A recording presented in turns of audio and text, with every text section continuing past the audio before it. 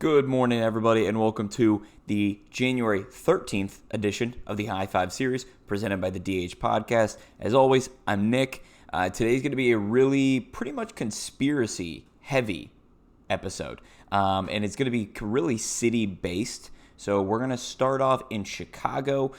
Turmoil over there in terms especially of the Bears. You've got Chuck Pagano, who's been their defensive coordinator for 2 years now. He's just retiring. He's like, screw this shit. I'm out. But that means you get Ryan Pace, you get Matt Nagy that are back. So by the time this is out, before the morning's over, you will have seen the press conference already by Pace, by Nagy, and whoever their CEO is. I'm completely blanking on the name right now. But they're going to essentially explain how they fell backwards into the playoffs and how, because of that, they're not going to do a damn thing in the offseason besides get a new defensive coordinator. So the Bears defense absolutely hums. The only reason it didn't hum in the back half of the season is because they thought the season was a total wash because their offense couldn't do shit. It didn't matter who was at the helm, whether it was Trubisky or whether it was Big Dick Nick. Did not matter. And as you can see, they came to play in the playoff game.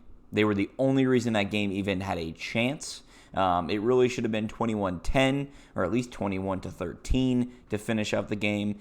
And other than that, it was just an absolute shit show. So, number two, also, that means pretty much Matt Nagy's here to stay, unfortunately. All right, number two, we're going to focus on Brooklyn, and especially Kyrie. Huge kind of investigation that the NBA is now doing to see whether he was breaking protocol. So a great kind of WOB investigation by Worldwide WOB. Give him a follow. That what he had done was he had gone through Instagram, he had gone through videos on social media to decide, okay, what are these people doing? And where is Kyrie? Where is he at? And it seems that, clothing was matching up and clubs were matching up so that while he left the Philly game and wasn't there for the Philly game, he's missed the past 3 games, that it wasn't actually because he was this huge woke-minded guy and he knew that Philly had COVID issues. It was just that he wanted to do his own thing. So he's now out for the next week while under NBA investigation to see what is going to be his punishment as well. Because there's definitely going to be something that's coming of this. Maskless, in public, in a pandemic. Not a great look for the NBA. Adam Silver is having a huge issue with this right now. Number 3, Houston. Holy shit. This one's probably the biggest one. You've got Deshaun Watson, who's being told by Andre Johnson and other veterans of the game that do not let this administration push you around. They've ruined players' careers. They will continue to do so until they're out and gone, and there's nothing you can do about it. And so that's exactly what's going to happen, is that he's going to stand his ground because he has to. So when Deshaun Watson's either looking for a trade or looking for that better payday, he's going to stand his ground there. And the nice thing about it is he now has a support group to be falling back on. So that's huge. And also, the Texans are a dumpster fire. You get rid of Gurley, you get rid of Hopkins. Why the hell would anybody want to be staying there? I mean, you might as well get rid of J.J. Watt and Deshaun Watson while you're at it. Just blow the whole thing up. Screw it. Why not? Deshaun Watson's rumored. There are plenty of other places that he can go. Chicago, he can go to Washington. He can go to Pittsburgh. He can go to New England. Plenty of different places where he can hit up. Trust me. Along with that, James Harden, 1, is fat, 2, wants out. He said it's, quote, crazy what's happening in Houston and that he can't find it in him to, he doesn't think that he can make it work. Well, it's on you, James. It's simply because Daryl Morey treated him like a child and let him do anything that he wanted. And now he can't do that. Now he has to just kind of go along with whatever is happening in Houston. And he doesn't really have a say. And along with that, He doesn't want that, clearly. So now he wants out. Is he going to Philly? Is he going to Brooklyn? We don't know. These trade rumors are going to heat up. Essentially, Brooklyn's willing to deal with him and give him anybody except Durant. To be like, screw it, we'll give anyway. But it doesn't seem that the Rockets want Kyrie, so that doesn't seem to be a huge issue. Kyrie seems to be more of a headache than Harden is at this point. Maybe Harden got fat because he just doesn't want to play. I don't know. And then on the other side of things, you have John Wall saying, well, everybody's bought in but a couple people. So we want to be here, we want to play, and he's just calling out James Harden.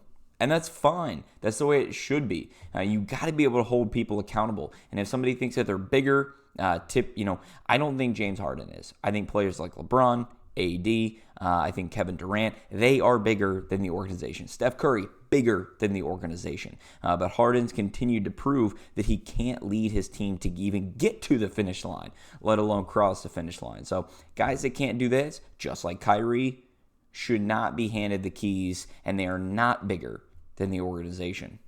It's as easy as that. Is can they get the job done? Do they have a track record of getting the job done? Russell Westbrook at least gets his team into the playoffs, and they can get out of the first round.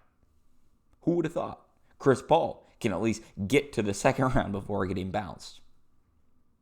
It's tough.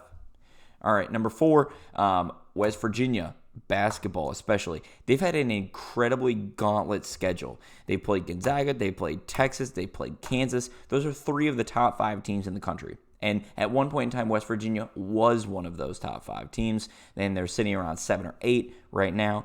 But because they're playing this absolute gauntlet schedule and they're splitting these games, it's adding up to more losses. And they've got Baylor at some point in time. It's postponed. That's another top 5. So when you're playing literally 4 of the top 5 teams, it's ridiculous. Huge strength of schedule. One of the best in the country, bar none, in Division I basketball. And they've lost Oscar Tshiebwe to Kentucky. Is a big recruit for them and is a huge get. I don't know exactly why he left. I'm sure that there are people that know much more about that than me, especially just Oscar himself. Maybe he just wanted a place where he could showcase his talents more. I mean, I don't know why I said Big 12 earlier. Sorry. West Virginia is definitely a place where he can showcase his talents. So why he's doing that, I don't know. Maybe he just prefers Cal over Huggy Bear. He's going to have to decide for himself. And it's going to be a more difficult time to get the spotlight in Kentucky. So we'll see what he can do. And then also, they're having COVID issues. Their next 3 games are postponed. This is going to be a problem, at least for this entire season. It's mid-January, so we've got 2.5 more months of this shit left. So you guys better buckle in.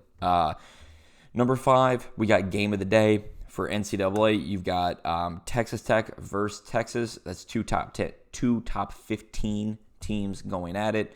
It's just going to be a good old slugfest. Shaka Smart has hair. That's weird. That's kind of worth watching in itself. I don't know what you do with that shit. And then the other one is Clippers versus Pelicans. It's on NBA, or of course it's the NBA. It's on ESPN, and you get a little bit of storylines there. The Clippers are doing just okay. Pelicans are doing really well, especially given the talent that they've lost in the offseason and the COVID issues that they've had having to postpone a couple games already.